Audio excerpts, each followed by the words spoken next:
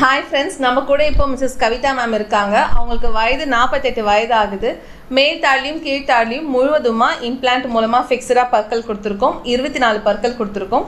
அவங்களோட சிகிச்சை அனுபவம் நம்ம கிளினிக்கில் எப்படி இருக்குன்னு கேட்டு தெரிஞ்சுக்கலாம். சொல்லுங்கள். பிரிட்ஜு போடும்போது கூட கொஞ்சம் பிரச்சனையாக தான் இருந்துச்சு. ஆனால் பிரிட்ஜே ஒரு பிரச்சனையாகும்னு நான் நினச்சி கூட பார்க்கல. அதனாலேயே என் நல்லா இருந்த பல்லும் பாதி கெட்டு போய் என் பல்லு இன்னும் மோசமாக போச்சு.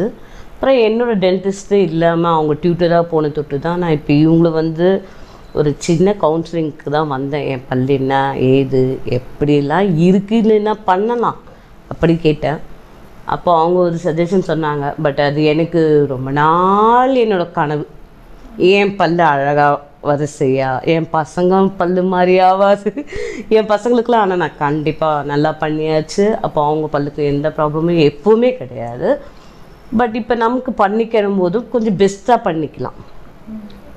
பசங்க ஒரே விஷயம் சொன்னாங்க, பைசா எப்போ வேணாலும் எடுத்துக்கலாம், நீ உன் ஹெல்த்து உன் பல்லை பார்த்துக்கோமா அப்படின்னு சொல்லும்போது, அப்போ அதுக்காக ஒரு இன்வெஸ்ட்மெண்ட்டு கொஞ்சம் அதிகமாக இருந்தாலும் பரவாயில்ல. என்னோடய பல்லு எனக்கு நான் இப்போது வாழற வரைக்கும் என்னோடய எல்லா உணவையும் நல்லா அரைச்சி மென்று சாப்பிட்ணுன்னு நினச்சி தான் இந்த இடத்துக்கு நான் ஃபினிஷ் இப்போ பண்ணியிருக்கேன். இப்போ நான் நல்லாவே சாப்பிட்றேன். க்ரன்ச்சியாக வெத்தல் அப்புறம் ஜென்ஸ் அப்புறம் டார்க் சாக்லேட் எனக்கு பிடிச்ச எல்லாத்தையும் நல்லா மென்னுன்னு சாப்பிட்றேன். ஓகே, இப்போ உங்களுக்கு இம்ப்ளான்ட் பொறுத்து ஃபிக்ஸ்டாக பல்லு கொடுத்துருக்கோம் இல்லையா? நீங்கள் சொன்னீங்க எனக்கு நல்ல புன்னகை வேணும் அப்படின்னு நீங்கள் சொன்னீங்க. இப்போ பல்லு ஃபிக்ஸ்டாக கொடுத்தாச்சு. இப்போ உங்களோட புன்னகை எப்படி இருக்குது? எனக்கு பிடிச்சிருக்கா இல்லைன்னு எனக்கு தெரியாது. பட் மற்றவங்களுக்கு எல்லாருக்குமே ஓரளவுக்கு எல்லாருக்குமே இப்போது உன் ஃபேஸுக்கு ஏற்ற மாதிரி செட் ஆகிருக்கு.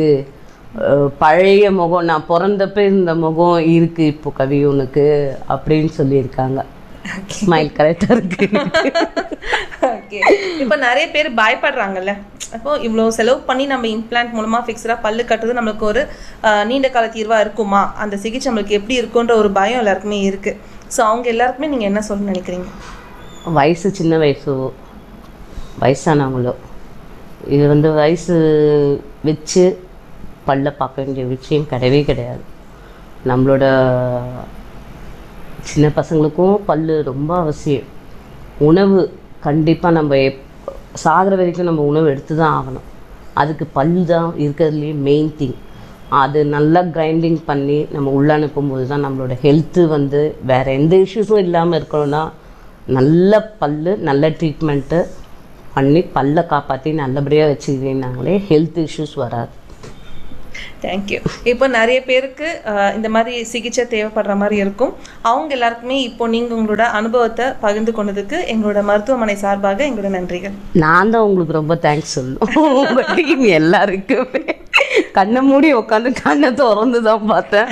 பட் எல்லாமே செம்மையாக முடிஞ்சதுக்கு இப்போ எனக்கு ரொம்ப ஹாப்பி. தேங்க்யூ. ரொம்ப தேங்க்யூ.